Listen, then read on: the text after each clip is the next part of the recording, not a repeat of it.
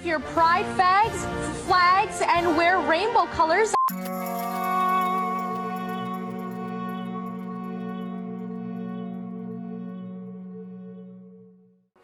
You're gonna get crazy. You might just have to. Hold up. You're getting crazy. Just for a wee bit. Hello and welcome to another episode of Queer Peer Reviews, where we review queer media, good, bad, and ugly. I'm your host, Jamie. Today with me is my co-host, Lewis. That's me. Today, we are going to be reviewing Red, White, and Royal Blue. And before we begin, I just want to read to you guys.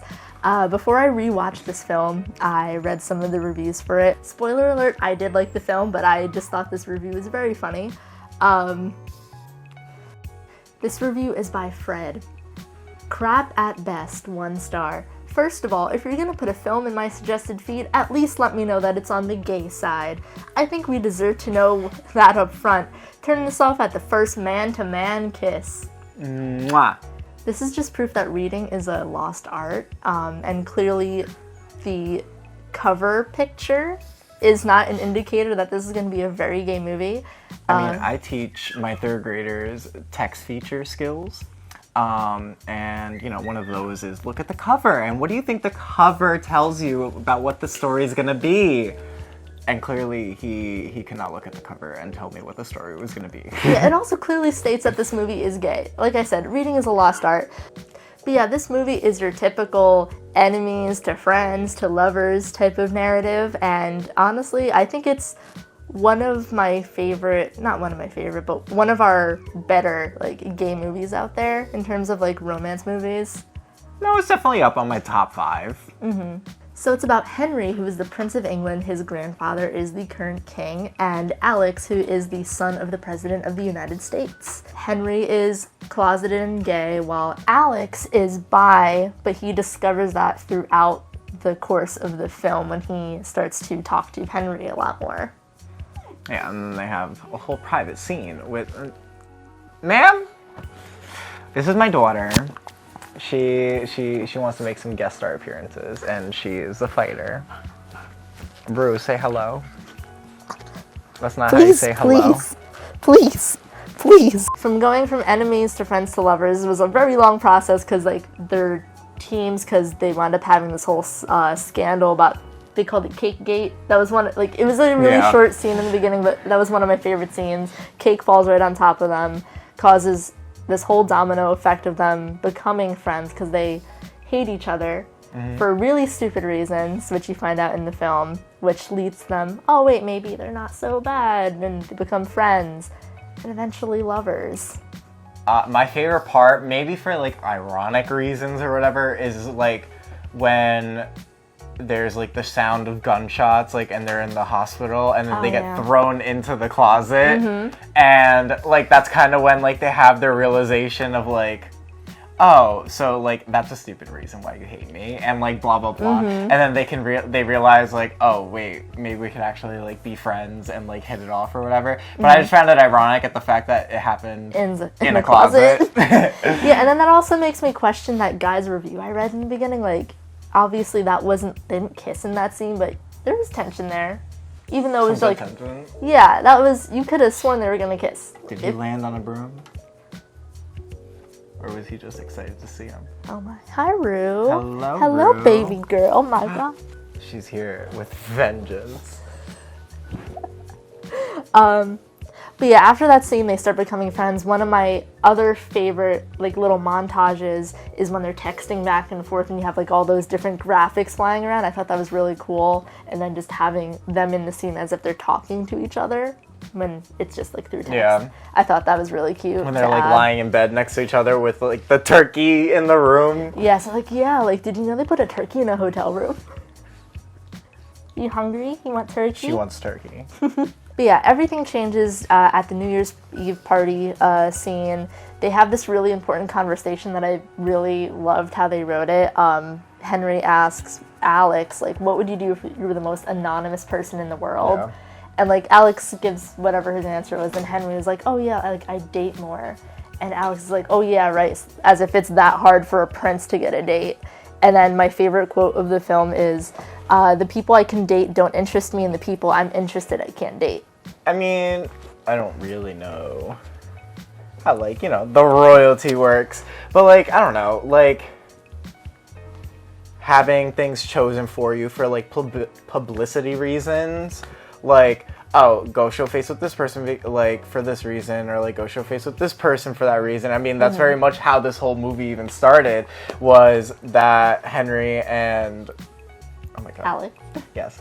That Henry and Alex had to, like, go and show face together, shake hands, and kumbaya after the cake falling incident.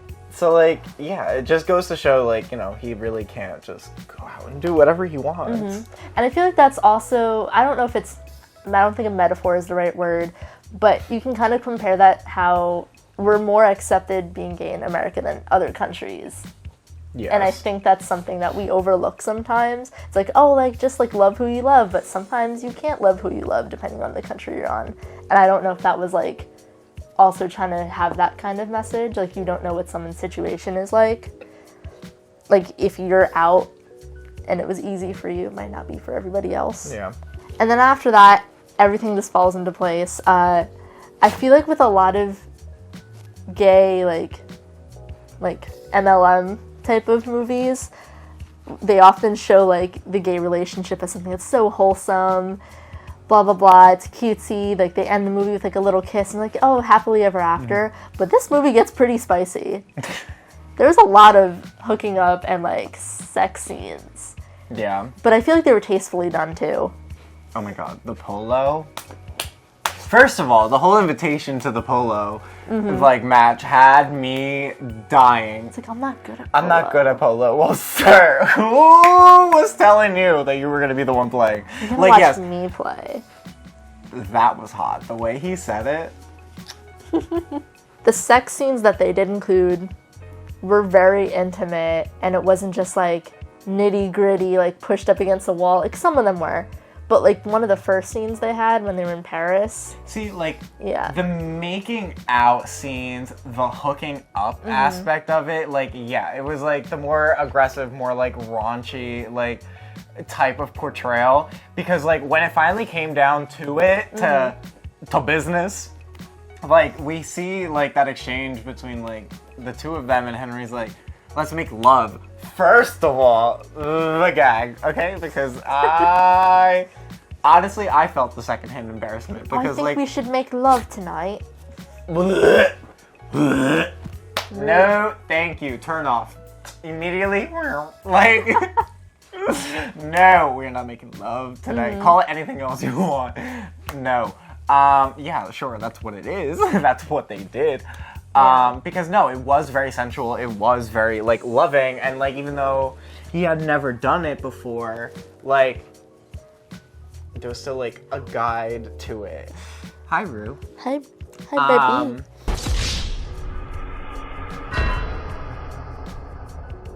Even outside of, like, those intimate scenes, just the comments they say to each other sometimes, like, were very... Quick wit. Yeah. Henry was, like, explaining his full name, and Alex was like... And I thought Alexander Gabriel Claremont-Diaz was a mouthful. He is. Best line of the whole movie, in my opinion. But yeah, we won't spoil too much of what happens in the movie. Of course, we want you guys to watch it. But overall, like... Must watch. It's a must watch, in our opinion. But yeah, we'll talk more. We'll talk more about it in our ratings.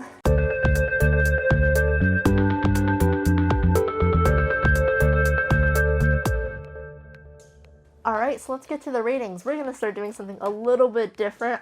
First of all, I accidentally broke our rating cards. Wah, wah. So if you want to donate to our channel, link down below for our Ko-Fi. If you want to donate to my third grade classroom, link down here to my classroom's Amazon wishlist. I'll also include that down below. Slay. And to make things a little bit easier for us, we can't do math. We're going to do it out of 5 now instead of out of 10. First up, representation. So, for representation, we give it a 4.3. I give it a 4.5. What are your reasons behind it? I would say it really really hits the mark in terms of like someone in a relationship being ready and open to like showing themselves to the world, being out while the other person's not quite out. I feel like it covers both of those bases because I feel like everybody's story is different. I would give it a perfect 5 out of 5. I just took off a few points because we do have 2 straight actors playing queer people, and I feel like the reasoning behind that was because this was a book before it was a movie. I'm kind of worried that maybe if they chose unknown gay actors that people probably wouldn't have seen it, except if you were a fan of the book. Because I feel like it was like a big hit because it was 2 like very popular actors. Yeah, I agree. However, I mean, I give it my 4.3. Love the movie, love the representation behind it. I love the representation of like something we don't normally see, which is like people who are always behind the camera, always like in the public view, and public figures. So like seeing how a public figure could be queer and live like a queer life and be in a relationship and like all of that, and seeing it from one side, like you said, like with acceptance and everyone is just like in this laissez-faire, like I don't care kind of like like just more accepted. And then you have the other flip side of the coin where it's, you know, I can't date anybody I want to date, and the people I like, you know, I can't do anything with, and the people that I have to, like, you know, just don't interest me. So like it was nice to see that represented in this film. However, same thing, I had to take off points just because it was 2 queer characters represented by 2 straight actors. And I feel though that there are enough just like queer actors out there that are also just high in popularity, like very well known. People would follow and like watch the movie just because they're in them. Yeah. So like I don't know, it was just a choice. Also, but I mean, not these a bad 2 one. actors were very well known in like teen rom-coms, so I feel like that's why they picked them. But I also think the actor who played Henry, he's confirmed straight. The guy who plays Alex hasn't confirmed his sexuality, which is obviously fine. But like again, like I feel like we could have had 2 like queer names out there representing these 2 characters. Yeah. And next up, queer comfort. So for queer comfort, we give it A 4.9. I give it a 4. Why your almost perfect score? I give it an almost perfect score just because it's so cutesy. Like, it's cutesy, it's got like the good, funny, quick wit to it. Again, like it's got both sides of the coin where you have like your more, I don't want to say open, but like you have your more like open to being open like type of gay or queer man represented, and then you have your more like I need to stay closeted for these reasons type of like queer representation. So for like that reason, you see very much like both sides of the coin. You see how both of them are public figures. You see how both of them like interact with each other and the world around them. So like I just very much liked that aspect of it. Plus, again, the cutesy, the quick wit, the raunchy, like it just made it an overall like really good queer rom-com. True. You've convinced me. I'm adding 0.5. It is now a 4.5. We can't even see that, oh my. My reasons are basically the same as yours. The only reason why I didn't want to give it any higher than that is that I feel like just the relatability of their status, like 2 really privileged people, I feel like the only thing they could really relate to them is like that little story of like them being gay and like the issues that came with like coming out and stuff. I feel like the rest of their character isn't so relatable. But like we like relatable characters, but it's not bad. But I think it was really cute and cutesy. Next up is writing. And for writing, we give it a. I give it a 4.7. You and these non-perfect scores, but no, I love the quick wit. I loved like the love like portrayal and like the sensual like the sensualization and like their voices and like the portrayal of that. Just like the writing was good. It was romantic, it was funny, it was quick. And next up, originality. So for originality, we give it 3.9. A 4.7. Ooh. We seem to have a disagreement here. Yes, I guess. I guess my reasoning, I feel like it does fit a lot of the cookie cutter molds of rom-com, enemies to friends to lovers type of thing. If you were to take Alex or Henry and switched one of them to the Princess of England or the daughter of the President of the United States, I feel like that's where it comes into play. Like, we've seen this hetero story before, like two people in power of opposing forces sometimes. A lot of times it's opposing forces. And they suddenly fall in love and bring peace and stuff happens like that. It's your Romeo and Juliet story. Exactly, except these two forces weren't like really opposing each other. That's where I'll give it some points for originality. Also, it's gay. And last but not least, our overall feelings towards the film. I give it a 4.8. And I give it a 5 out of 5 because I really did love this film. This is my second time watching it. I really do want to read the book. I just haven't yet. But yeah, I was able to watch this a second time without being like, okay, I saw this already, blah, blah, blah. The rewatchability is spot on. And honestly, I feel like there's a lot of good reviews for this movie, but there's also quite a lot of bad ones, calling it corny, calling it bad. And honestly, you just lighten up, have fun, smile a little, watch the film. It's cute. I give it a 4.8, but even then, like, I love it. It's my second time watching it. I still would watch it again. Honestly, maybe even make it a date night. I don't know. It's just super cute. It's cutesy. For me, if you're going into watching a rom-com, like, you're already expecting, I'm gonna watch a rom-com, so there's certain things on my checklist that I am looking for. Like, I do want it to be funny. I do want it to be corny. I do want to have that second-hand embarrassment sometimes. So, like, But yes, it was super cheesy, but we are rats. We love it. Alright, Rue, do you know what time it is? It's time for our QPR total. Red, White, and Royal Blue gets a 92.6 out of 100, which is a gay plus. Woohoo! Gets approval from us. But yeah, if you're looking for something cheesy, cute, whether you're watching it with your partner, or your non-partner, or by yourself, or with your body pillow. or with your body pillow. Or with your cute snuggle bug. It's such a cute movie to watch, and yeah, go check it out. We have links below to our Ko-Fi, Lewis's 3rd grade Amazon wish list, and a bunch of other fun things. Rue keeps licking my hand, which means you should totally subscribe to our YouTube channel. Maybe Rue will appear in more episodes. Give her a thumbs up. If she licks it, you gotta thumbs it up. Gotta thumbs it up. Look at that. Smash that like button. Thanks for watching. Bye.